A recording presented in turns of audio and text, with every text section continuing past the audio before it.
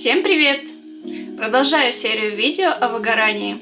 В прошлом выпуске мы говорили о том, что это такое и к чему может привести. Сегодня поговорим, как узнавать у себя такое состояние. Поехали! Симптомы выгорания можно условно разделить на физические, психологические и социальные. Также я поговорю о факторах риска, а в конце видео попробуем диагностировать синдром выгорания у вас. Физические симптомы. Понятно, что в первую очередь это усталость, утомление, истощение. Но также сюда относятся проблемы со сном, изменения в весе, головокружение, тошнота, проблемы с давлением, потливость, дрожание, общее плохое самочувствие. Не всегда эти симптомы говорят нам именно о синдроме выгорания, поэтому посмотрим на это в комплексе вместе с психологическими и социальными симптомами. К психологическим симптомам относятся пессимизм, черствость, циничность, отсутствие эмоций, безразличие, раздражительность, агрессивность, чувство вины и чувство одиночества. Иногда синдром выгорания приходит вместе с депрессией, тревожным расстройством или деперсонализацией. Социальные симптомы.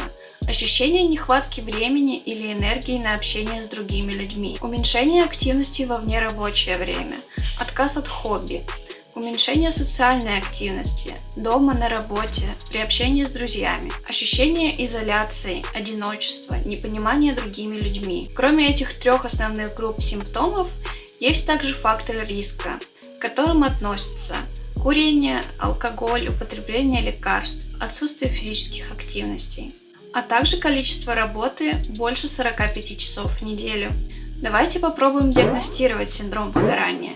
Ответьте себе на несколько вопросов. Если завтра на работе мне предложат реализовать какую-то новую идею, вызовет ли это у меня энтузиазм?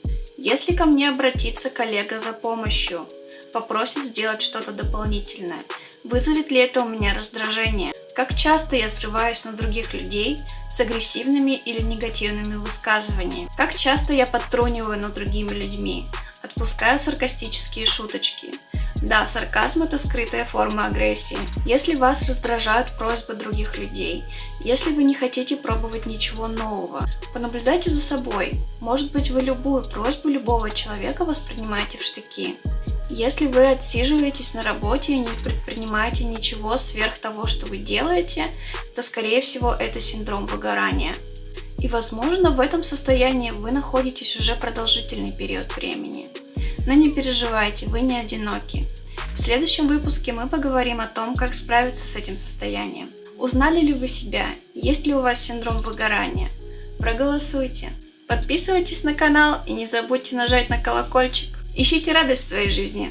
С вами была Любава. Всем пока!